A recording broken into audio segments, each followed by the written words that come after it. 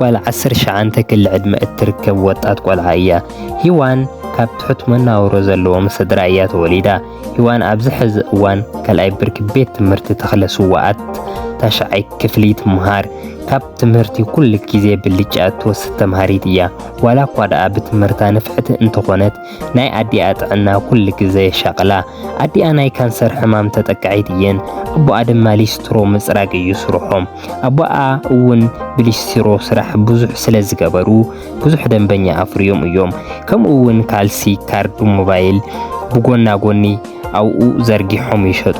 ናይ ገዛ ሙሉእ ወፃኢ ናይ ትምህርቲ ሂዋን ሕክምና ናይ ኣዲኣ ከምኡ እውን ገዛ ኸራይ ካብ ሊስትሮ ዝረኽብዎ እዮም ዝሽፍኑ። ተቐማጢ ዋላ እኳ ገንዘብ ዝበሃል ኣይተርፎምን ካብ ኢዶም ናብ ኣፎም እዮም።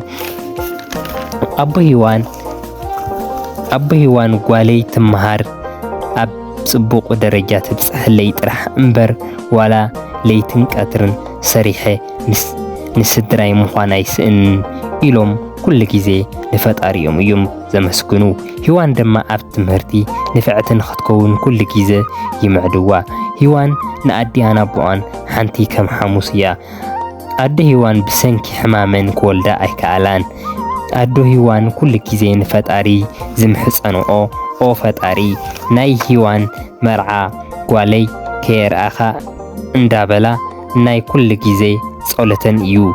ኣቦ ሂዋን ከምኡ እውን ኦ ፈጣሪ ሂዋን ጓለይ ትምህርታ ወዲኣ ስራሕ ሒዛ ውላዳ ንኽሓቁፍ ኣርኤኒ ኣቦይ ማዕሪ እናበሉ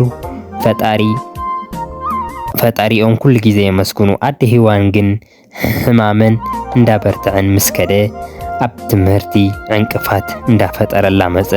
ዋላ እኳ ደኣ ይኹን እምበር ሂዋን ዝሓለፈ ትምህርቲ ካብ መሓዙታ እንዳወሰደት እቲ ዝሓለፈ ትምህርቲ ምሸት ተጽንዖ እያ። ካብ ዕለታት ሓደ መዓልቲ ኣደ ሂዋን ጓለይ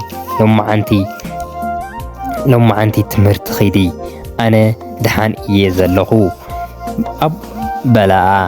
እሺ ኣደ መድሓኒትኪ ብኣገባብ ውሰዲ በለተን። ናብ ትምህርቲ እውን ከደት። ኣደ ሂዋን ግን ምስ ፈጣሪአን ግዲ ተመኺረን ኮይነን ሰብ ኣየድልየንን ቃንዛ በርቲዕወን ህይወተን ዓረፋ። ኣቦ ሂዋን ፍርቂ መዓልቲ ጊዜ ምስሕ